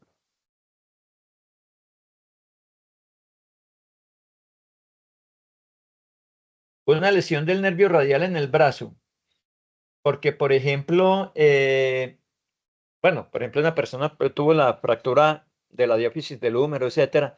Entonces se tiró la inervación de los músculos del antebrazo. Como en general los músculos del antebrazo son extensores de la mano, no puede extender la mano y prima la flexión, prima el tono de los flexores. Y entonces es lo que pasa aquí. Esta señora con la extremidad superior derecha puede sostener ese rodillo que se nota que es pesadito, pero con la izquierda no, porque tiene algo que se llama típicamente mano caída. Y se llama mano caída o mano péndula porque no la puede extender, porque los músculos de la parte de atrás, que son extensores, que están inervados por el radial está dañado. Y es lo que pasa con el típico borrachito o alcohólico que termina en una cantina hasta el amanecer y que deja el brazo recostado ahí, la parte baja del plexo braquial, haciendo zanja sobre el hombro. Y entonces eso va a comprimir el plexo braquial y va a afectar el nacimiento del nervio radial. O el nacimiento no, el paso pues ya por ahí del nervio radial. Cuando se está formando, sí. y entonces amanece con la mano caída o con la mano péndula. Si la lesión del nervio radial es en el hombro, por ejemplo, donde todavía no ha dado la inervación de los músculos del brazo, entonces no solamente no puede extender la mano, sino que no puede extender el antebrazo. Y entonces en vez de tener solamente la mano caída, tiene la mano caída, pero flexión obligada del antebrazo sobre el brazo, es decir, de la articulación del codo. O sea que cuando ustedes vean a una persona así, que de vez en cuando se ven por la calle, tiene una lesión completa del nervio radial. Definitivamente tiene una lesión completa del nervio radial. Me averiguan el territorio de inervación sensitiva del nervio radial. Entonces los tres nervios, el mediano, el ulnar y el radial, tienen que ver con el movimiento de la mano. Solamente que el mediano y el ulnar inervan músculos intrínsecos de la mano y músculos extrínsecos. En cambio el radial solamente músculos extrínsecos. Músculos en el antebrazo que mueven la mano, pero extrínsecos. O sea, no inerva propiamente dentro de la mano, pero tiene que ver con los movimientos de la mano, porque inerva músculos extrínsecos. Me averiguan el territorio de inervación sensitiva del radial, por favor, muchachos, para el examen. Y otra tareita que les voy a dejar aquí, una cosa que se llama parálisis de Klumpke y parálisis de ERB. Parálisis de Klumpke con K. Klumpke y parálisis de ERB. La una es por ruptura de la parte superior del plexo braquial y la otra es por ruptura de la parte inferior del plexo braquial. ¿Y cómo se puede romper la parte de arriba del plexo braquial? ¿Y cómo se puede romper la parte de abajo del plexo braquial? Que recuerden que cuando el plexo está reforzado aquí, más que abajo, se llama prefijado, y cuando está reforzado aquí, más que arriba, se llama posfijado. Entonces, ¿cómo se puede romper la parte de arriba y cómo se puede romper la parte de abajo y qué síndromes dan? Que habría una ruptura de la parte de abajo y básicamente esa sería la posición obligada de la lesión. Entonces, muchachos, esto, un trabajo de parto. El bebecito nace en posición inadecuada y saca una manito. Si ustedes lo jalan fuertemente de la mano sin tener la precaución, miren mi axila. Este movimiento brusco en un niñito, que esos nerviecitos son como espagueticos, le puede romper la parte de abajo del plexo braquial. Y ahí daría tareita, parálisis de Klumpke o parálisis de ERB, la tareita. Entonces le rompe la parte de abajo del plexo braquial. ¿Y cómo se rompería la parte de arriba del plexo braquial? También puede ser en un trabajo de parto. El niño viene acomodado, pero le flexionaron la cabeza, o sea, se le hiperextendieron del otro lado, de este lado, de tal manera que le pueden romper la parte de arriba del plexo braquial. Hay que tener mucho cuidado al manipular a un niño en el momento del parto. Ni hiperextenderle la cabeza, mejor dicho, no flexionarla demasiado hacia un lado para que no quede hiper como extendida del otro lado, ni tampoco jalarlo muy bruscamente del bracito si viene atravesado de esa manera. Hay técnicas para eso que les van a enseñar en ginecobstetricia. O una caída en un adulto en este sentido, donde puede hiperextenderse esa región lateral ahí del hombro y romper la parte de arriba del plexo braquial. Entonces, queda esta lesión que se llama mano que sería mano de botones o mano de mesero, que es como cuando un botones en un hotel de lujo da la vuelta y estira la mano hacia atrás para que le pongan la propina, pero obviamente es una posición obligada. Esa mano de mesero o mano de botones sería una parálisis de ERB o una parálisis de Klumpke. Es la tareita que les dejo y si me acuerdo les pregunto en el examen, muchachos. Pero otra posibilidad de una lesión, de una ruptura de la parte de abajo del plexo braquial ocurre, muchachos, cuando ustedes de pronto bruscamente cogen un niño de 2 añitos y lo levantan de los brazos bruscamente y al levantarlo bruscamente le pueden romper aquí y romper acá la parte de abajo del plexo braquial. Nunca se debe levantar bruscamente un niño de las extremidades hacia arriba para jugar con él, no bruscamente porque le pueden romper la parte de abajo del plexo braquial en ambos lados para que tengan esa precaución. Pero no solamente que la tengan, sino que la cuenten en sus familias. Acabamos la parte nerviosa y vamos con la parte vascular que es demasiado cortica, son 5 minuticos nomás, porque esto es muy sencillo. Pero la parte nerviosa quedó clara, muchachos. Sí, de verdad o no. Chicas, chicos. No los Sí, oigo. profe. Pero sí, es que los oigo como muy apagaditos. Bueno, por eso me gustan más las clases presenciales porque interactúo uno mejor. Pero bueno, muchachos. Listo, esta parte es demasiado sencilla, esta parte evacuémosla rápido porque esta parte es muy bobita. Se va explicando solita. En el caso del lado derecho, el tronco brachiocefálico, que forma la carótida primitiva o común derecha y la subclavia derecha. Subclavia, que quiere decir debajo de la clavícula, pero no debajo de la clavícula en tanto a que está abajo con respecto a arriba, sur con respecto a norte, piso con respecto a techo, sino que debajo en anatomía es más profundo, o sea, está más profunda de la clavícula. Miren que aquí está la clavícula más superficial y la subclavia más profunda. Justamente a nivel de la clavícula, entre la clavícula y la primera costilla, la subclavia se va a convertir en arteria axilar. Pero la arteria axilar está exactamente por debajo del recorrido del músculo pectoral mayor. El músculo pectoral mayor se está insertando aquí entre la clavícula y las primeras costillas y va a llegar al brazo, de la reja costal al brazo. Todo este territorio cubierto por el músculo pectoral mayor es justamente el territorio de la arteria axilar. Que recuerden que en la parte alta está protegida o cubierta, pues no digamos protegida, pero rodeada por el tronco secundario lateral a la arteria axilar, por el tronco secundario posterior a la arteria axilar y por el tronco secundario medial a la arteria axilar. A nivel del límite inferior del pectoral mayor, la arteria axilar se convierte en arteria braquial o humeral. Braquial es lo mismo que humeral, braquial o humeral. Y en el pliegue del codo se va a convertir en dos ramas, una que va por el lado radial, por la cara interna del antebrazo, y otra que va por el lado ulnar, por la cara anterior del antebrazo, y otra que va por el lado ulnar de la cara anterior del antebrazo. Se van a llamar la arteria radial y la arteria ulnar. Y la arteria radial y la arteria ulnar a nivel del carpo forman dos comunicaciones que van a ser un arco palmar profundo y un arco palmar superficial. El profundo más proximal, el superficial un poquitico más distal. Y esos arcos palmares salen en arterias intermetacarpianas que se van a convertir en arterias digitales y etcétera, y van a acabar de irrigar todo. Pero resulta que en su recorrido, la arteria braquial o a veces la arteria axilar, ahí hay variantes anatómicas, a veces naciendo de la arteria axilar o a veces de la arteria braquial, nace una arteria que se llama la arteria braquial profunda. Y la arteria braquial profunda pasa por detrás del húmero, se mete en el fondo del canal de torsión del húmero acompañando al nervio radial y sale por la cara lateral del húmero a nivel como del epicóndilo lateral. Y ahí va a dar ramas para anastomosarse con ramas distales de la arteria braquial. Miremos esto. Entonces, muchachos, esta línea punteada está marcando el fin de la arteria axilar y el origen de la arteria braquial o humeral. Pues, fin de la arteria axilar y el origen de la arteria braquial o humeral. La arteria humeral profunda nace regularmente de la humeral o braquial. A veces pueden nacer del axilar, pero es variante anatómica. Pero recuerden que en el examen, ya lo hemos dicho desde siempre, uno pregunta por la generalidad. Y así es en todo el universo. Uno pregunta por la generalidad. Después no diga, no, pero también puede salir a veces de tal arteria. Sí, pero se está preguntando por la generalidad. Recuerden que eso es un convencionalismo universal para los exámenes de admisión a residencia y todo eso, ¿no? Entonces, por lo regular, la generalidad es que nace de la braquial, pero eventualmente puede nacer del axilar, no pasa nada, por eso no va a explotar ni nada.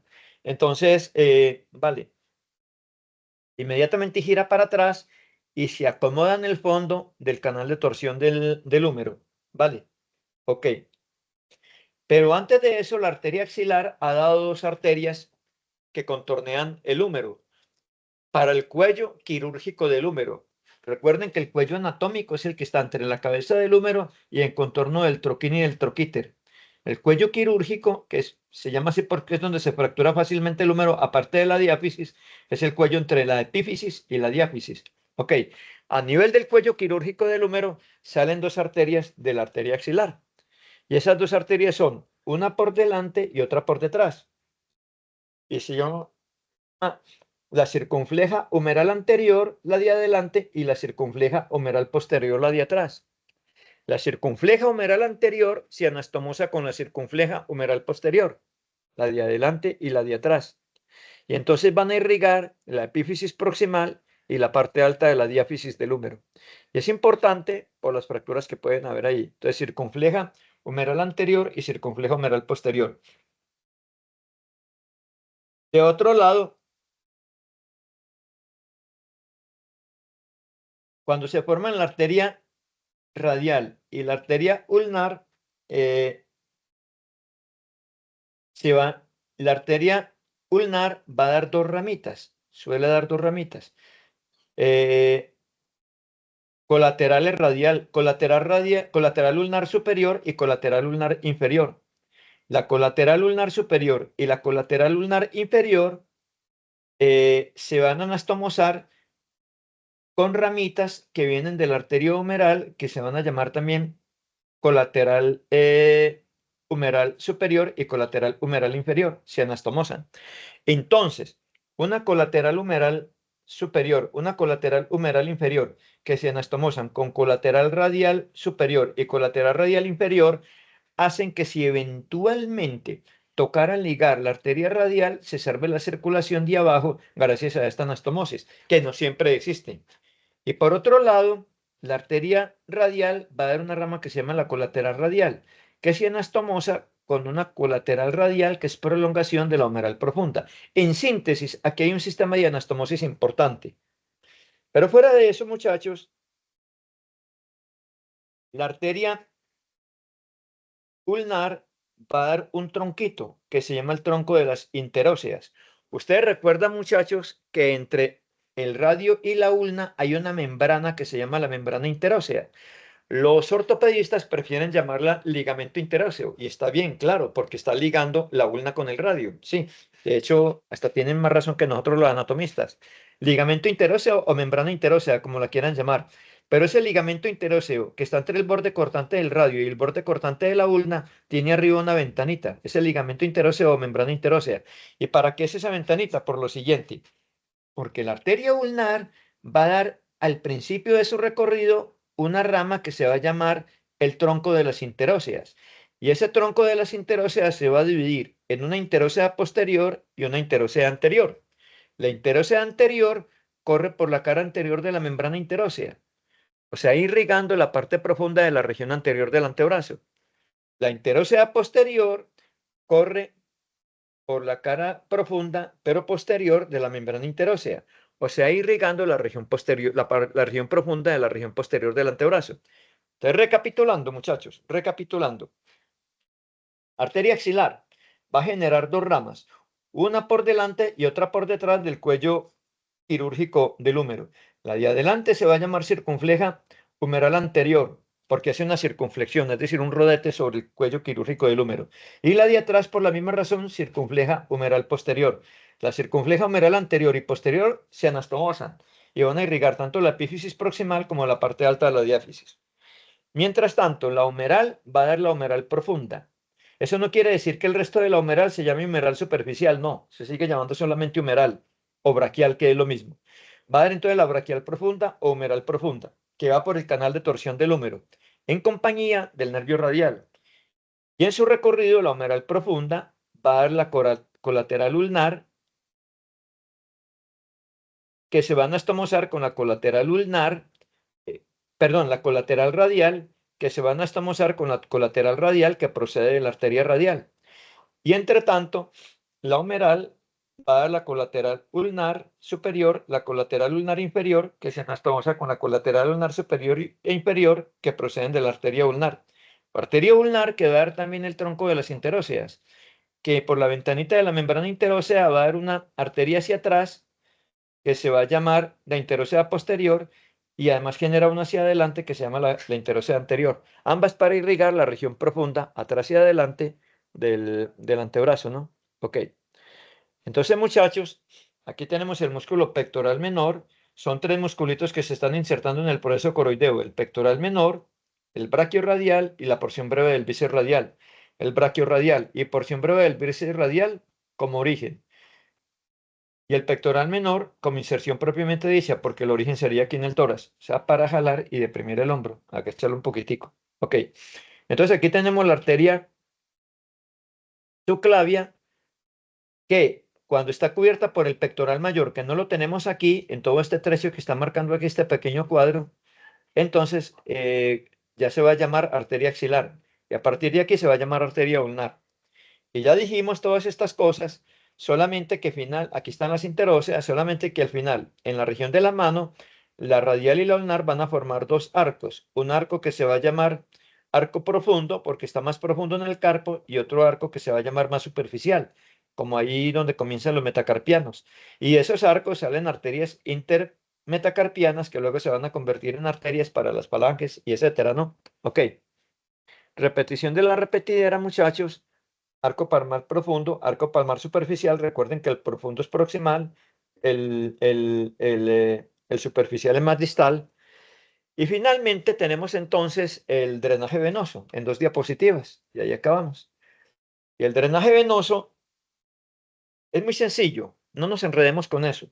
Un montón de venas de la mano, que llamemos de la región de la palma, que llamémoslo plexo palmar. Y un montón de venas de la mano, de la región dorsal, que llamémoslo simplemente plexo dorsal. Esas venas van a formar un plexo antebraquial anterior y un plexo antebraquial posterior. Plexos, finalmente, plexos. Que solamente uniéndose venas con venas a nivel del pliegue del codo en la región anterior van a dar origen lateralmente a una gran vena que se llama la vena cefálica, que va a ser el producto de todos estos plexos del antebrazo, que es el producto de estos plexos que vienen de la mano. Y a nivel medial, esos plexos se reúnen en una gran vena que se llama basílica. Entonces la basílica es medial y la cefálica es lateral. Ambas se unen por una vena que algunos llaman la vena diagonal del codo. Tiene varios nombres, que es donde le sacan a uno la sangre, que realmente son dos. Realmente son dos. Pero en todo caso se forma la vena cefálica lateralmente y la vena basílica medialmente. La vena cefálica sube por la parte lateral del brazo, lateralmente al músculo bíceps braquial, por delante en la región lateral del músculo braquial o braquial anterior y lateralmente al bíceps braquial, que recuerden que está por encima, o sea, más superficial que el braquial anterior. Y al llegar al hombro, se mete por el surco que forma el músculo deltoides. Aquí está el músculo deltoides y aquí el músculo pectoral mayor. Ese surco entre el deltoides y el pectoral mayor se llama el surco deltopectoral. Como el músculo deltoides está cubierto por una fascia, como todos los músculos, y el músculo pectoral mayor está cubierto por una fascia, como todos los músculos, esa fascia entre los dos músculos se llama fascia deltopectoral. En el surco deltopectoral, sobre la fascia deltopectoral, va la vena cefálica. Perfora la fascia deltopectoral y se hace profunda. Mientras tanto, la vena basílica se profundiza, pasa de superficial a profunda. ¿Y qué pasa entonces con la vena cefálica? Que aquí la tenemos. Que va por la cara lateral del brazo y va por el surco deltopectoral para perforar la fascia de los músculos deltoides y pectoral. Aquí la tenemos. Perfora la fascia casi que inmediatamente por debajo de la clavícula, perfora la fascia. ¿Y para qué perfora la fascia? Para unirse y vaciar la sangre a la vena axilar. Mientras tanto, la vena basílica se convierte en vena axilar y la vena axilar se va a convertir en vena subclavia. Y la vena subclavia se va a unir con la yugular interna para formar la vena cava superior en ambos lados. Entonces así terminamos nosotros el drenaje venoso y así terminamos realmente entonces toda la clase. Entonces muchachos, díganme chicas, chicos, empezamos 23 terminamos. Ah, bueno, por lo menos estuvimos todos completicos ahí. Chicos, ¿quedó entendido el tema o no? Chicas, chicos, quedó tomada la grabación completa, Sofía, ¿cierto? Sí, profe, muchas gracias. Pero sí quedó entendido el tema, Sofía, y todos. Sí, Profe, profe. sí. Bueno, Sí, ya bueno, estoy chicas, guardando la chicos, grabación. entonces que tengan